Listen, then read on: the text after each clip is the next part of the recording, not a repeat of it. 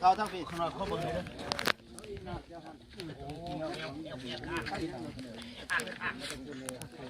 ไลฟ์สดไหนอันนี้มุ่นทางพ่อแม่พ่อป้าจ่าทำแล้วเขามาอันนี้ไม่เขาเบิ่งเลยเด้อเขาว่ากัดกล้วยปอดตั้งตรงนั้นเอาหัวตั้งตรงนั้นแน่กัดกล้วยเอาคนน้อยเด้อคนน้อยคนนั้นมาปอดเบิดโมเมนต์แล้วนี่แม่คนน้ำลังแม่เยียบเขาโลดเยียบร่วงเขาโลดเป็นยังเขามา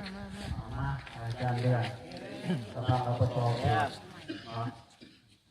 ตั้งตำแหน่งเลยเป็นประธาน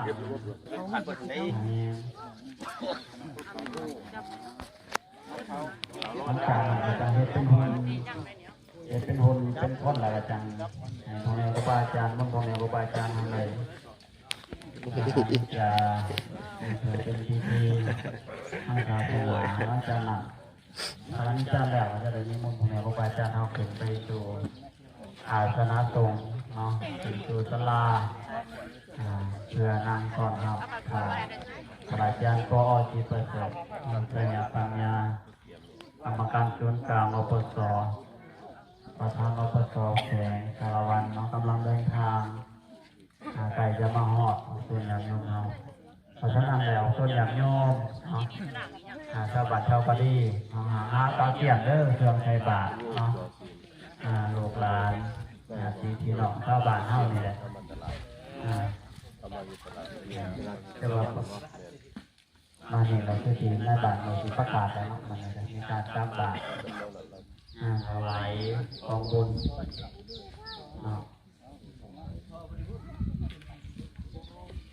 ได้แล้วบ่ท่านมันว่าก็เอาน้ำพดอีกรอบนึงเคลียร์ทุ่มเลยได้มั้ยเอาน้ำมาพดอีกรอบนึงฮะตัวดำๆลายมันคือตัวแม่เด้อเป็นเจ็บเป็นเศษเป็นอะไรเนาะมันคือเศษย่างสิมันเศษย่างเศษอะไรเนาะคือว่าจะกระดูกนั่นแหละเศษทำเศษได้เศษย่างที่มาเลย